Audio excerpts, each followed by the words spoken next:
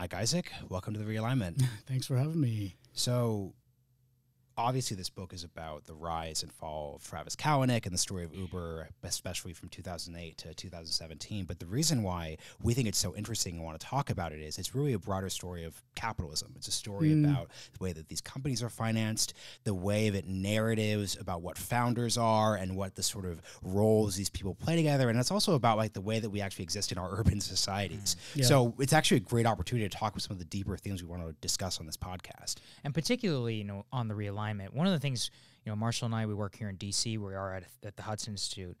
When you look at it from a policy perspective, from 2012, Uber, Facebook, Silicon Valley was the national champions of America. It was the post-2008 success story. Yep. In 2019, it could not be more different, the way that both parties look at technology. And the rapidly emerging policy discussion on the right and left is really something to behold.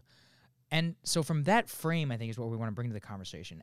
But from that, I mean, I think one of the things is that we always kind of have to begin with a book like this is why does, the development of these companies, why does it actually matter to you? So, for example, and I would posit, if you live in an urban region and you wake up, you ride a Peloton bike, you order Uber Eats for breakfast, you ride a Bird scooter to a WeWork, you match with somebody on Tinder, and then you make a dinner date reservation on Open Table and Uber to that location. It's a Sauger's Tuesday, just so everyone knows. My Tuesday. I would posit that it actually has a massive impact on your life. So how do you see it whenever, as you cover these issues? How does tech and venture capital actually shapes American lives throughout their existence? I think you just described the livelihood of like 95% of San Francisco residents at this point. No, but I think I feel like San Francisco. So I live in San Francisco, right? And I feel like a lot of these, let's say, startup experiments in venture capital kind of just plays out as like, this is your little test ground to experiment on how people might interact with these things, right? And so you have VCs funding artificially subsidized things, right? So maybe you got that Bird for like maybe $1 or less. Maybe you got your Uber Eats for free. Maybe your WeWork comes at like initially $100, even though, and like all of these, they're selling things for $1 that cost them $3 to make, right? So like probably, let's say 6 months of a startup trying to gain users, not just in San Francisco, but like basically any company or any city that they're spreading into are going to do this huge push and try to get you on the service. And then, someone somewhere says, wait, this business model doesn't work, or, this push for just getting users is clearly not sustainable. So we're going to jack that up. And then you might actually taste the like real price of the McDonald's that you got delivered, and then things start to change. But I do think like, let's talk about just scooters for one thing. Like in San Francisco, I don't know about here. I have seen quite a few of them since I've been here. I ride them every day. Well, but in San Francisco, there were none. Yeah. And then there were like 10,000 on the street. And same here. Yeah, right. And they just, this sort of approach that I think VCs use a lot, which is just flood the zone. We got to get in before our competitors get in and make it a part of life. And people will sort of sort it out. So it does like crash into the real world in a lot of different ways, and not always positive, I would say. Yeah. So the story we just told was a really profoundly urban one, though, right? Like this could have been New York City, this could have been San Francisco, Austin, et cetera. How has this story been felt in places outside of the sort of like coastal regions, right? Yeah. Like if you're sort of in the Midwestern city, especially even in a deindustrialized region of the country, how has venture capital and the companies it funds sort of shaped that experience? Yeah, I think a few, So a few companies have made it actually in the suburbs. Weirdly enough, DoorDash apparently does very well. And what's DoorDash again? DoorDash is like a food delivery service. It's competing with Uber Eats and Postmates, and just one of many delivery companies. And delivery is like a huge VC investment area right now. But there are some that work in urban or in suburban and exurban areas, and then some that just don't at all, right? Yeah. Some that are just sort of like Uber, kind of the economics don't really make sense once you get further and further out, and the amount of people that are just wanting to use them in the first place is not going to be the same. I do think that now, since some of these cities are so competitive. There are some VCs with the thesis that, you know, maybe we'll go to, I don't know, Detroit or something, right? And like maybe there we can start seeding some investment and it'll be at least somewhat cheaper. Like the overhead won't be the same that it would be in San Francisco. But I also think that the outsized, like the returns you get in, if you're focusing on some of these big cities, are much larger, you know, and VCs tend to swing big. That's the business model. Yeah, exactly. They Most either are gonna hit big or they fail. lose big, right? And on that note, Mike, I mean, I've read your reporting. I read the Wall Street Journal. I try to keep up with this as much as I can. Yeah. I have such trouble understanding the valuations of these companies, and especially, particularly, a lot of my friends who are regulators look at this and the same thing. I mean, how is it possible? We're in the midst of this. Mike's book is very prescient. It came out right at the same time that WeWork CEO Oh my God. was ousted. Very It's lucky. Perfect timing. Right. I mean, it's very much the same story. I mean, could you explain how a company can go from a $40 billion valuation to a $15 billion valuation based on a single story? What is the value and the productive capacity of that business that's such that it could happen? I mean, no. So the WeWork stuff, I could not have planned it better. Basically, I mean, like and that's the thing I've been pointing to when I've been on the road talking about my book, because it's literally the same exact dynamic, right? I think Charismatic founder. Absolutely. Big idea, transforming. There's sort of this idea that this isn't just like a auto company. This isn't just a real estate lease. This is a platform, right? Yeah, exactly. Platform being the key word in every sales pitch for a billion-dollar company. I think. Sorry, you just looked exhausted at the thought of how many platforms. No, things you've read. I'm sure you've got a lot of PR I heard guys. the name. I've heard the word platform. Oh God, it's sort of like take a shot every time you hear it. Yeah. But then I become an alcoholic. I think. But that's the thing. The blueprint is basically that. You know, you have a guy, usually a man, who's just sort of selling this vision of the future. I think VCs are attracted to that in particular. You know, like I always point back to Jobs. Steve Jobs is like the model, but he's let's say Jobs and Zuckerberg pre-2016 were the like platonic ideal of founders that you want to find, right? You find these people who can sell this huge vision, and maybe they execute on it, maybe or not, maybe they don't, but like that's the sort of idea. And then again, you go into one either highly regulated industry or just sort of industry that hasn't been really touched for a very long time.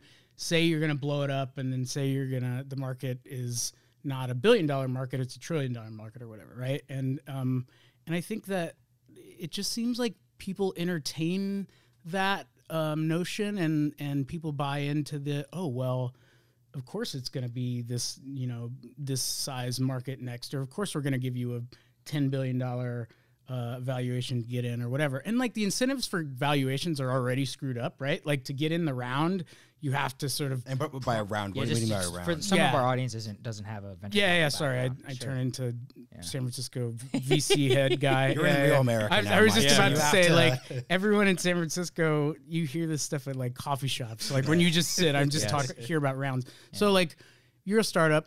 You need to raise rounds of investment for your company, right? You go to venture capitalists. You go to, these days, more like private equity firms, or like it's moving higher up the chain of people who have traditionally invested in your round.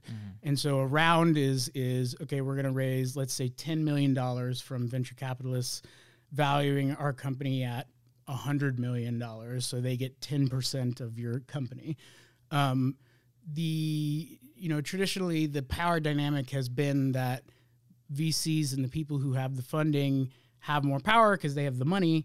But now we're at this point where there's so much capital available to raise, you know, whether it's like the Fidelities and mutual funds of the world coming in, or SoftBank, which is you could write a whole book on SoftBank and what they're doing. Someone's going to do that. Yeah, exactly. I want to, but I'm too tired, so I'm not going to. But someone will write. If anyone's listening, you've got a huge publishing opportunity. I'm telling you, SoftBank is a whole book. But they have this like huge $100 billion venture fund that they're just parking into startups. So the dynamic has changed so that founders have more options to get money wherever. And in order to get into rounds, VCs have to promise higher valuations. And to actually go back to something you said, because this is important to the story here, why Zuckerberg and Steve Jobs are sort of the emblematic founders, because the whole point is that Steve Jobs was kicked out of Apple. Yeah. Because there was this sort of perception that he wasn't the right person for the company. They brought in a different CEO from a more traditional company. He then comes back and Apple does really well. Mark Zuckerberg, thanks to the machinations of Sean Parker, Mark Zuckerberg has a lot of control over Facebook in a way that wasn't the norm back then. Correct me if I'm incorrect. And he then is able to make a couple of decisions. For example, he doesn't sell to Yahoo when everyone is telling him to sell to Yahoo, and that was the right decision in the long term. Yeah. And then when they start the news feed, I think people forget this, but when people first had the Facebook news feed, it was a horrible product that everyone hated. Mark Zuckerberg says, no, we're going to double down. I have a vision for this company. This is where our value is going to come from. And he made those decisions correctly. So I think the reason why these sort of not charismatic per se, but these let's say these like powerful visionary founders become so important to the story is that you have these very visceral examples of founders making these great calls that then lead to a lot of value for a lot of people. Yeah, and I think I think you're totally right. And they didn't, to your point earlier, like it was not common to give some of the real favored terms to the founders back at that point. Like for example, Mark Zuckerberg is effectively has complete control of the company. The board doesn't really. The board mostly just agrees with him on everything. Facebook is a public company, but shareholders can't really do anything. There's almost always some sort of motion at a shareholder meeting to have him step down as chairman or limit his power. And he's like, I thank you for your input. Please go away. The next one, right? I mean, he said that didn't he say it was leaked that he said I've been fired 3 times by now. Right. This were a normal arrangement. Just last week, The Verge had that leak. It was good. Yeah. No. And he acknowledges it much like, they probably would have fired me, but guess what? They can't. But I think you're right. I think that's the question I have is like, I wonder how much over-indexing of like visionaries with good calls that we make, but based on like how many people who have just been real adamant that they were right have not done the right thing, right? But so I feel like VCs are looking for that. Yeah. This is the way. And the reason why this is all important too, from a regulatory perspective, and from the way that we think about this, is that these people didn't just build companies; they were our champions. Like President Obama actually took the co-founder of Airbnb during his visit to Cuba. It was like, look at the power of capitalism. Yes, what our young it can unleash. Founders. Mark Zuckerberg was at the White House. He actually put on a suit. It was a big story. That was a big deal. And like this was something that Silicon Valley was so intertwined with the Obama administration and its vision of the future and the optimism of America. And it seems that so much of that has just fallen by the wayside in 2016 for a variety of reasons. But I would actually love your take on why you think that is. What has given way to that fallen? Yeah. So my thesis, at least in the book, and you guys have read it, so you know, is just there's this moment. I think in 2016, Trump is elected, and I think, for at least a lot of folks in the Valley, but I think it slowly spread over time, is like the idea that tech had some, nebulous way of affecting the outcome of the election. There's a very vivid article I remember that said Facebook was responsible for Donald Trump, or Facebook was responsible for the election. And like whether you believe any of that is true or not, and I still don't think we have a measurable impact of how much any of this stuff affected the election. Like it's just, I haven't seen that. I think it planted the seed in people's heads that the pervasiveness of tech is more powerful than we probably would have suspected or expected at this point. And it's not treating it as a bunch of crazy kids in Silicon Valley sort of building apps, changing the world, and whatever. Like the thing that Mark Zuckerberg, I honestly embodied for a long time, it's no longer the way to treat it, which I think is probably the right way to look at it. I don't think you treat it as like whiz bang kids doing crazy things. But we've also moved into techlash, right? Where like mostly everything is bad.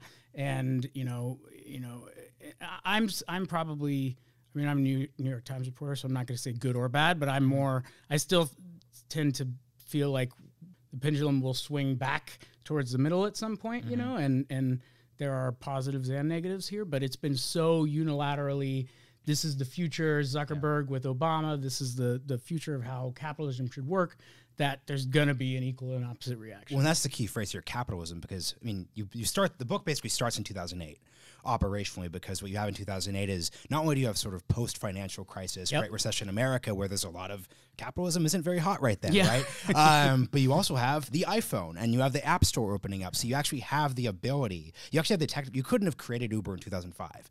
You're actually able to have this company, because there's the GPS on the phone, and the accelerator, all these sort of things are happening. So how much do you think the techlash is about just sort of like disappointment? Sort of like there was this like there was an incentive on sort of the Obama administration's account. Yeah. There was the incentive from, like, frankly, like the free market, because this is a conservative think tank, right? So, like, I'm pretty sure Hudson or other think tanks put on pro-capitalism events around these companies. Sure. How much do you think is this disappointment in the way the vision didn't turn out? It's interesting to think about, like, what this. I mean, look, I think the iPhone, I think, like, folks were looking at the advent of the iPhone and the advent of, like, self-made embrace of, say, like, creating small businesses, creating startups, creating, like, you know, this is what you can sort of do with, you know, by yourself. I think that was, like, a big thing. I think that was, like, and it was, I mean, you can liken it to, like, gold rush era, like looking out west, this is like where you can find. Yeah, right, exactly. And that's sort of that. I don't know. I think the irony for me a lot of the time is, you know, in tech, the idea was we're countercultural. We're trying to remove power from where the centers were before, and give it whatever back to the people. If that's, I think that's part of it. And then they end up sort of becoming the new centers of power. I think that's without just recognizing right. Without recognizing that, okay, well, now that you have $1 billion company, you actually can't be anti-establishment. Right. You are the establishment. Well, that was the fascinating thing. I mean, reading your book was, like, Kalanick, and who was the CEO of Uber and was ousted, he set it up, you know, he had this startup mindset even when they became a multi-billion-dollar company. Absolutely. With no compliance, was shirking rules. HR will slow things down. HR would literally slow down. And it's like, well, you know, maybe when you're like $5 million, but not at $5 billion and above. And I think that is really what it gets to. And I think the fascinating part that Marshall and I were talking about before this, which is you detail in this book one of the original fights were here in the city of Washington, D.C., the fight between Uber and the city. And at that time, the city regulators, Washington, D.C. regulators, were considering placing some sort of, not a ban necessarily, but a city ordinance and all of this within that. And that Uber weaponized its own not weaponized, but I mean, they asked its own users to act as its own lobbyists. I think weaponized is probably strong. And maybe weaponized is fine, but I mean, ultimately, Kalanick's thesis was not incorrect, which is our product is so superior to what you have in place that we can ask our users to lobby the government on our behalf. Yep. Now, the fascinating thing here is now the fight is not a local or city ordinance. They are now fighting the Federal Trade Commission, senators in Congress. The United States federal government is looking at an antitrust review. In a way, I think the D.C. fight and some of the other city fights that we're going to get into kind of previewed the government interplay with Silicon Valley today. How do you see that playing out? No, I totally agree. Yeah. I think probably the genius part of it was, well, first of all, I think it goes to how they attacked things, right? It was city by city on a sort of local level, right? And they would create this playbook, create a sort of strike team of people. They parachute in, they drum up demand. They rightly saw that people enjoyed the product, right? Like, we were in D.C. in the early 2010s. Oh, it was horrible, right? Yeah, it was terrible. I remember my credit card reader's totally broken. Yeah, that's going on. It's not broken. Yeah, I remember that. We know it's not broken. Totally. Yeah. And that was I remember that when my wife and I were first dating, she lived here, and it was the same sort of. And when she first started using Uber, it's like, oh my God, this is game changer. It changed everything for me. 100%. And it filled a need that existed that people didn't know they necessarily know that they wanted, right? And Travis saw that, and like what VCs call, I think Bill Gurley, who's a character in the book, called it the perfect product market fit, right? Yes. and so he was able to rally people over to their side and sort of get them. It was sort of a weirdly populist version of like pushing for what they want when the narrative fit a little better. Right. Because I think the important context here, and you actually read about this in the book too, is that cities did not. So Uber, when it starts out, is first Uber Black cars, which are like traditional town cars, and like there's a long established. It's basically limo drivers. Yes, established process. But Uber X, which was the thing that normal people actually used, was, I'm Marshall Kozoff. I'm going to drive my car and pick people up. So cities didn't have regulations for this. So that's like, so can you talk a little bit about that? When you actually had the like intersection of, wait, this tech's moving so fast. Yep. I guarantee you a DC city councilor did not know about the iPhone and how these things would play together. Oh my God. So yeah, please like get into that. Well, it's this, I mean, like you just sort of what you're alluding to before, it's the perfect embodiment of how fast things were moving versus how government just cannot even like fathom keeping up with it, right? Like one of my favorite lines where when I was reporting on it and Uber would sort of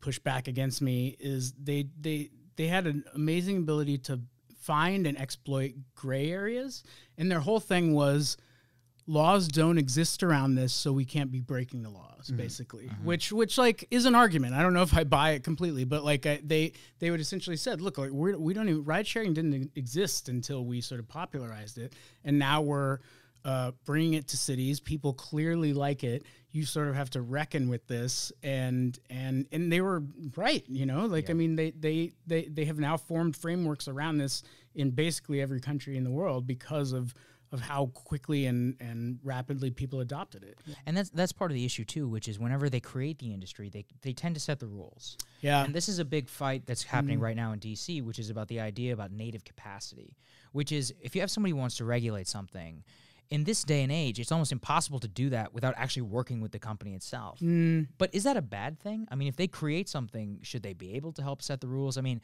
it's a question that's really stymieing a lot of regulators here, which is, well, if Google created Google, then maybe only Google knows how to regulate Google. Right. These are super complicated. They're algorithm driven. It's not easy. I don't, and that's the thing. I'm not sympathetic, or I'm not unsympathetic to the idea that like I mean, who knows this stuff better than the ones who made it? And like this is a really tricky part because I think Facebook is in this position right now too, where it's like it's getting hammered the most, right? And so Zuckerberg has enough foresight to say like invite regulation or be like, okay, and that's like clearly like an undercurrent of we want to get in on that or help do that. And I don't think it's wrong to say that they should be involved in some capacity. I think you have to have, I mean, frankly, like the aides that are sort of feeding the congressmen themselves are learned enough to know like how to attack it in some ways, but I still think it's going to be more of a dialogue than just sort of we're throwing rules down from on high. So let's talk about the other cities. So we have DC, but we also have Portland, where I'm from, right? So in 2014, was it, right? Portland, sort of, the Uber comes there, and Portland had actually done a good job of bringing, I'm doing a native ad for my hometown here, but Portland did an excellent job of bringing Airbnb in and creating rules and regulations.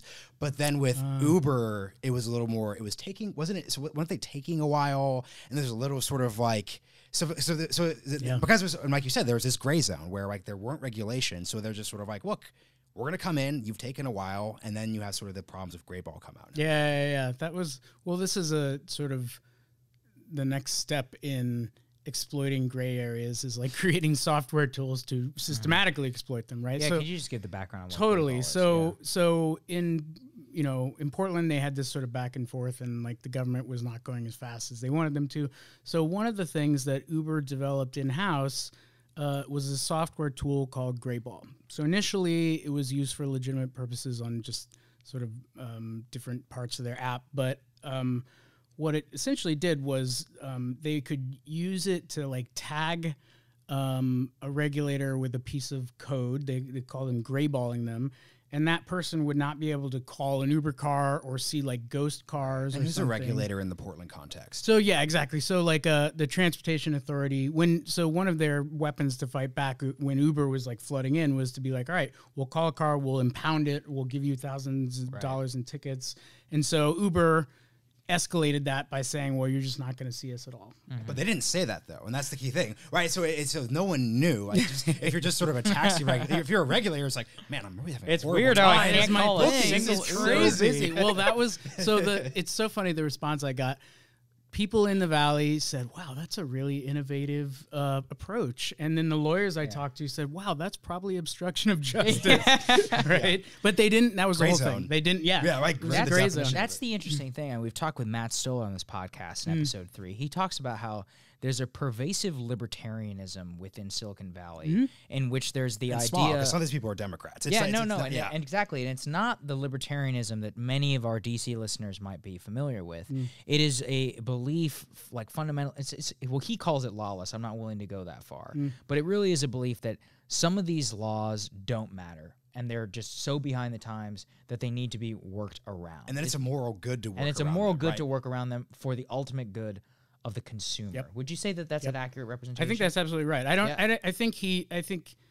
probably wouldn't say lawless because there's some things they do respect, but probably out of the sense of like, they would come down too hard on us, you know? Maybe there's certain industries that are too, I don't know, maybe there aren't. Maybe they're just things they haven't gotten to yet. But I do think that the end justifies the means in their minds, you know? Or just sort of if we show you this way and maybe exploit the gray areas while we're doing it, you're going to get to a better place in the end. And I think that the reason that concerns me is because there was a promise that we were all given with Uber and with so much of what we write about here, which is the gig economy writ large, is that, you know, in 2015, we're like, you saw all these billboards. You can make $1,000 driving for Uber. Yep. We were sold way more than that. But, I'm saying your first day or something. Of course, you know? And it's like we were promised this vision of everybody in the gig economy can be its own entrepreneur, can work whenever it wants, and that ultimately it's the side hustle of the century that will add income for you to be able to like build a new kitchen in your house. Very much not the case that the gig economy has played out. Has there been a reckoning or an understanding of that, do you think? Or let's actually debate that. Like, has like, all right, like right? So like, has it? So because like we could look, because I think Uber drivers would argue it's not great right now. But there are other areas where the gig economy has worked, right? I think it's really interesting. So in California right now, have you guys followed this AB5 stuff? Can you define what so that is? So there's this law called AB5 that Governor Newsom is going to sign into effect, and effectively it would make it more likely that drivers could be classified as full-time employees rather than contractors. Contractors being, they have fewer protections. They don't have to pay for, or they have to pay for their own unemployment and insurance. And so, which is potentially a death blow to the Uber business model as well as the business model. Because they don't pay healthcare. Like exactly. The whole point, the side part of the gig economy is that, you can get off the clock whenever you want, but we're not paying you health care. That's exactly. There aren't sort of basic contractual organizations. But as I understand it, Uber, didn't they come out and say that they weren't subject to that? So Uber is definitely fighting that tooth and nail legally. I think what's going to happen is they're going to come up with some sort of middle ground hybrid classification. It seems like Newsom is sort of signaling that too. But the point I was making is like, I was on some radio show and half the people calling in were just as adamantly against the idea of becoming full-time employees as they were supportive of it. And it was and I think it's really split. I think there are a lot of people who do see it as like, look, I drive X amount of time. Like this is not my real thing, or I have another job or whatever. And then there are a lot of drivers who are like, there's totally, completely tanking our livelihoods because I'm working twice as much to get the same amount of money. Yeah. So this sort of takes us to 2017, right, in terms of the story. So we have the innovation of the iPhone. We have the sort of local versus, Silicon Valley dynamic. Now we have 2016, 2017, where like you said, there's the election happens. There's the drama with Facebook. Tech is sort of painted with, I think, a pretty singular brush. So there's definitely what affects one company narratively affects other companies. Yeah. Travis is forced out. Long story short, read the book to get the full sort of rundown. But the big TikTok. That sort of seems to symbolize for me the sort of end of the era where because I feel like if you're going to sort of put on your VC hat, you're like, no, we need Travis in here because Travis is the only person who is going to bring us into China, who is going to defeat these like regulators who are going to destroy sort of things. That's basically the end of that model. How would you think about that? I agree. I think WeWork is like a lagging indicator of that too. I think Uber was like was sort of like the top of that, and now I think the tragedy of like Travis is, I think he was not as bad as WeWork. Right. He was not like out of. Oh my God, the WeWork guy is just amazing. I should have written a book on him. But no, the thing is, like, I think the best CEOs can grow and mature with their company, right? Or like maybe even, with Google, they brought in, there's Larry and Sergey who were the original founders, and then they brought in Eric Schmidt to be like the sort of professional adult in the room, and that's kind of a model that has gone by. But like Travis he was, he wasn't a kid when he started it. He'd actually already sold a company before. Yeah, he was that's a the thing. multi-millionaire. Yeah, and he was like in his established. 40s later on, like, and so that was the thing. People were like, I don't know if he just has only one mode. It might just be like this is how he is, and maybe he could have changed, but maybe not. But I do think that now they're looking for VCs. Like when they look at founders, they're still picking someone who's passionate and driven, but not like Icarus, who's gonna just go down with the ship. This is a structural thing that we focused on a lot here, which is Marshall and I actually were in Silicon Valley recently. We talked to a founder of a very successful company. He was telling us you didn't have to think about the government. You could create a $1 billion company before 2017 and not think about the United States government once. Totally. That change in the industry fundamentally changes who will create the tech companies of the future and who will succeed. So what does that look like? Is it the idea that regulation will probably harm the next generation of companies that might come out? Because I'm hearing that. So it's not just that. It's just that you actually have to think about it. Like when you create a company, like you have to actually think like, what is going to happen when I am like dragged before Congress when some like side effect, like when I move a little too fast, I break a little too many things. Like that's the thing. I wonder if that has a chilling effect on how you. I mean, it's hard because. Well, it does, because and this is the problem from the DC perspective, which is that a lot of it's in bad faith, right? Because it's like tough because look, Mark Zuckerberg has a lot he has to answer for, to be honest. But when he gets harangued about like how do you make money on your ads, right? Like it's mixed, right? And there is like, and then once again, like we could dunk on libertarians, but there actually is something to the idea that America's future technologies are going to help us compete with China are not coming out of DC. Right. They're not coming out of Senate committees. Right. And I think that it's interesting now because I think the line that the companies have picked up on is it's very like nationalist moment, I think, and like there's essentially their defense, again, whether you believe it or not, is like, look at what China's like taking laps around us right now. Well, that's the strange one, right? Is Google's argument, as I hear from every backdoor person who's met with them, is we are the company that can take us against China.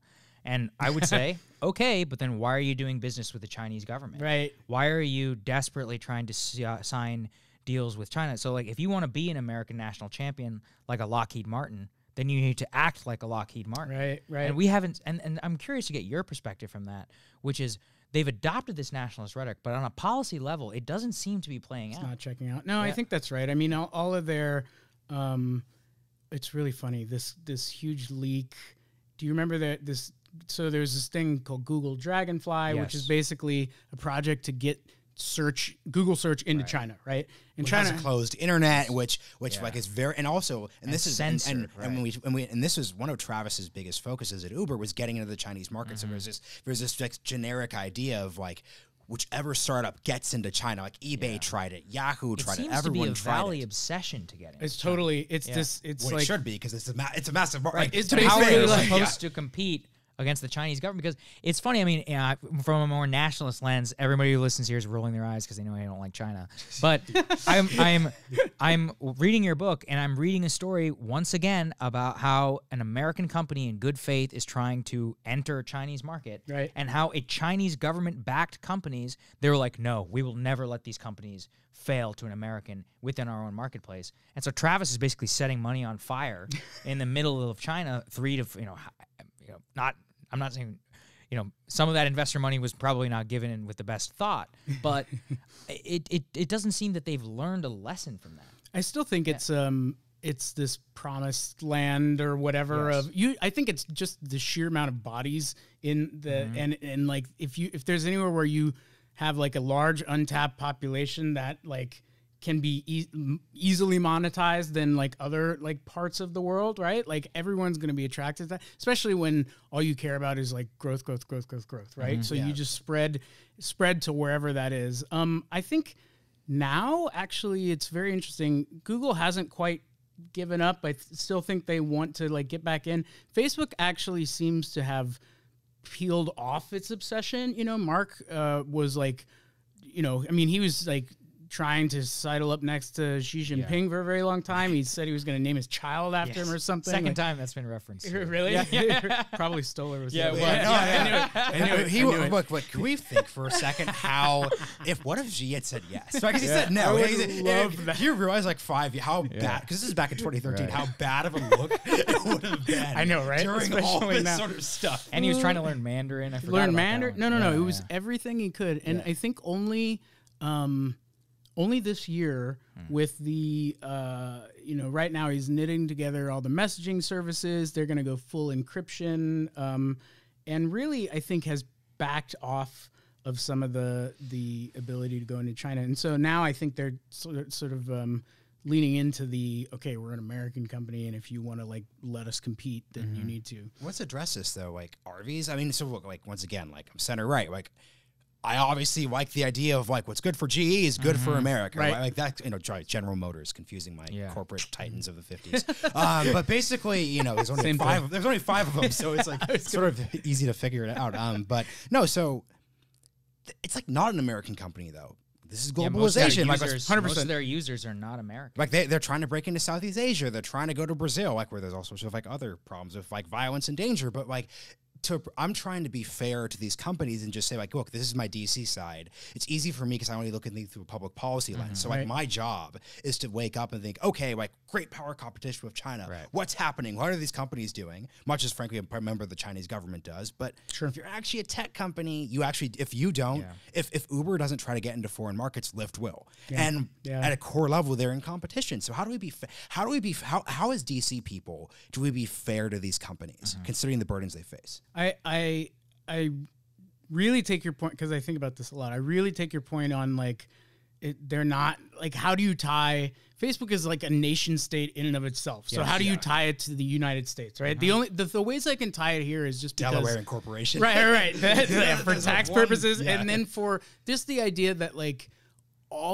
most, if not all of its product development for the past, let's say 14 out of 15 years has been localized within Menlo Park, California, and San Francisco, right? So you have a very like Western view of the world and how things should sort of operate.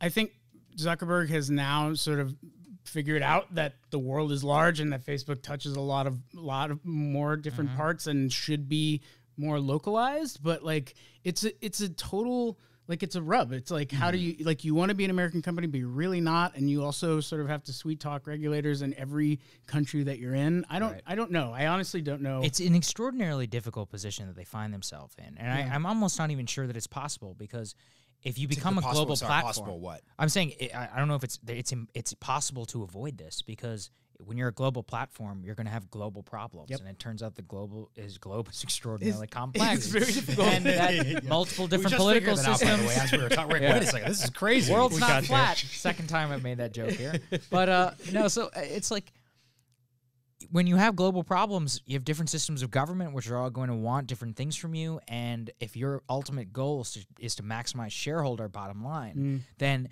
is it on the company itself to decide some of those things? I mean, is it the job of the U.S. government at that point to step in and to say, no, actually, we're going to, because you're created here, you're incorporated here, and you have your development here, that we are going to decide in some respect who and what and where you can do business? Yeah, I'm sure selling to the Chinese military makes you like money, but like we don't make really you quite care. a bit of money. Can you?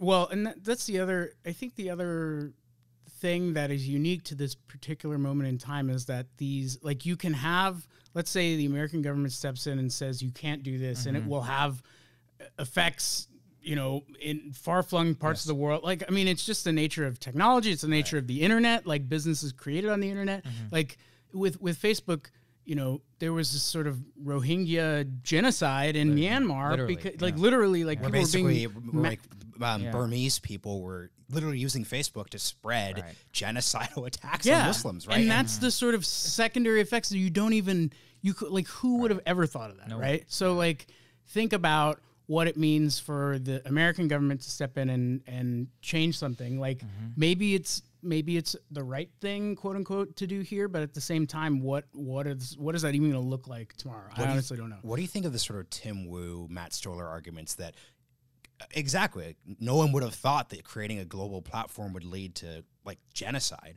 but that's why it's too big. Like it's the curse of business, right? So like, correct. You like they would say, oh yeah, you're totally right. It's crazy to expect Mark Zuckerberg to police the the Burmese. So it's like, don't let them do this then. Right. No, I mean, look, I think it's funny to watch the FTC wake up right now after like being 10 or 15 years like so the Federal Trade Commission. Yeah. Just because, look, Facebook acquired Instagram. Facebook acquired WhatsApp. They're the two largest social networks in history since Facebook, right?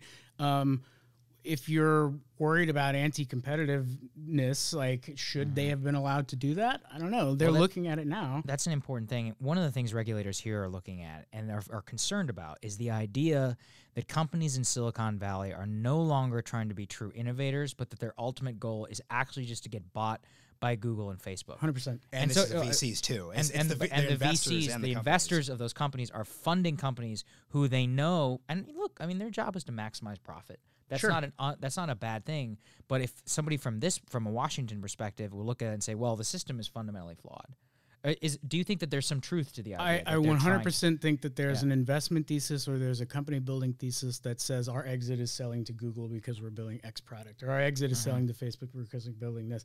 And like, I mean, that's predicated on the idea that there are only one or two big companies that are going to exist or buy this space. And then and internalize, like if you follow that thread, it means we don't have an independent future, right? We have to be absorbed. Oh, we're building an ad tech company. We're probably going to go to one of two places. Right. And like, I don't know. How do you feel about that? Is that right? So I think this sort of takes us to the end here. Yeah. And I guess this is sort of what my concern has been as we've talked about this over a couple episodes. It's very easy to just look at the story you've told, right, from 2010 to 2000, like obviously a sweeping scope. But let's pretend it's the year 2002, right? If we're interviewing, I don't even know what this would look like in 2002. We'd have like our MP3. If we got Winamp open on the if we have Windows Media Player going. iMac be open here. Yeah, but like we'd be talking about Microsoft. Like, wow, like Microsoft, they totally like destroyed Netscape. That's crazy. Like, whoa, like, and then we would look really dumb because then 2 years later, Google would IPO. You'd get Facebook. You'd get you transition from Web 2.0 to 3.0. How much is there a danger that we're just overly and like. It's good for you to focus because you're selling a book, but that we regulators and people in DC are focused on Friday. Yeah. Is focusing on WhatsApp in 2013 the equivalent of focusing on Netscape in 1998 in 2002? That's a great question. No, that's a really good. And you know what? This is where I probably have more sympathy for someone like Zuckerberg than Stoller would, just because Zuckerberg's point is like, we have no idea what's going to come tomorrow, but it could kill us, right? Like, and the way things get killed, like if you remember when Yahoo was like the dominant search platform or whatever, when they were the portal, remember when everyone had an AOL connection? Now that stuff, Google comes up in like a matter of years and just destroys it, right? And so I do believe that disruption comes very quickly and no company has a monopoly on its power forever. I think you have to think about whether you're okay with them continually swallowing up more companies in order to sort of like assert that power or maintain that position of dominance. And look, I don't know. I mean, I don't know, but I do. But I agree with you that like too much fixation on one particular thing. Because it's a narrative, right? Because like, look, like there's 4 companies: Facebook, Amazon, Google, Twitter. We focus on those. There's a couple companies that are not on that list, right? Because those companies don't fit into the narrative. And then to tie up the Microsoft story, Microsoft lost the next 10 years. Yeah. Like after it wasn't just that sort of like focusing on Microsoft from the 90s would be a mistake. It's because like the Zune, like you had the Zune, you had Windows Vista, Windows 7. Like it's not great, because right? They were afraid. I mean, they were afraid after the lawsuit. They lost focus. So it's just really, it's just so tough because so much of and once again, like as you said at the start, these are narratives. You're selling a narrative. Like there's software, but so much of what these founders do is tell a story. Facebook's like, we conquered Harvard. We're going to take Columbia. We're going to take Stanford and go from there. It's hard to disentangle all that. Yeah. No, and I think now especially is the time. I mean, I love being a tech reporter because like looking at Uber and Facebook, really like all of this, like what is that? Are they going to start getting freaked out to do anything too? Like I wrote a story a little while ago about Facebook pulling back on an acquisition because they're scared they're going to get slapped down by the government because they bought another social network. Well, so and to tie a bow on this whole conversation, what does this actually mean for the future of technology? Your book, you've outlined it's the end of founder control. You call it the cult of the founder. The cult of the founder. The way that companies get funded, government is kind of circling around. They don't know what to do, but they think they should do something. Yeah. What does it mean? I mean, are we going to live in an uncompetitive age or an undisruptive age because of this? I mean, that's what many, if you're pro-tech, a lot of people would say that's what the end result of much of this will be. I think we're just, the way I look at a lot of this stuff is just part of a continuum or a pendulum where we're just very much in the, let's say, anti-tech, tech-lash moment right now. I think it's going to swing back just because, look, what are the options? Like either we destroy all our electronics or go back into sort of like an age of Luddism, which is just not going to happen, right? Like, and the amount of things that I buy things on Amazon that get to my house in 2 days, right? I took an Uber over here before to get here, right. Like there's a level of convenience, of comfort, of whatever that technology has afforded us that we're not going to go back on. I think we're going to just start figuring. I do think it's a necessary course correction to figure out what we are okay with and what limits people want to put on the things that we use. And the other thing is do you think that Uber will actually exist at its current form in 5 years? That's a good question. I think that, and what is it? And one last thing too. What is its current form? Because it's changed. It's changed because like your story ends in 2017, but there's been a couple of things that have happened since then. It's the story that never ends. It's so basically, it began as a ride-hailing company, and now it's a food delivery platform and has bikes and scooters all over this place. I saw Uber trucking. Trucking. Not tomorrow, but like in the future, they're working on personal loans and payments and stuff, which is totally nuts. Go wrong. Like, I know exactly. Everyone has made the we've been there before golden. But honestly, like the big question now that it's sort of this weird undercurrent of, do we need the founder vision to come back? There's this sort of weird Jobsian longing for Travis and like that passion. And Dara Khosrowshahi is like a calm, level-headed guy, but perhaps he's not like the guy with the vision that they want at the top. So I don't know. That's so great because look, I have to go back to our previous episode because the thing on the right is, and this is the Peter Thiel argument, which is I think is a very good argument, which is they're like, we were promised a brilliant, amazing future. This is why Elon Musk continues to still be popular. I think he's probably like one of the more popular of the five because he talks about like solving. He wants to go to Mars. That's amazing. So on the one hand, our society is both condemning.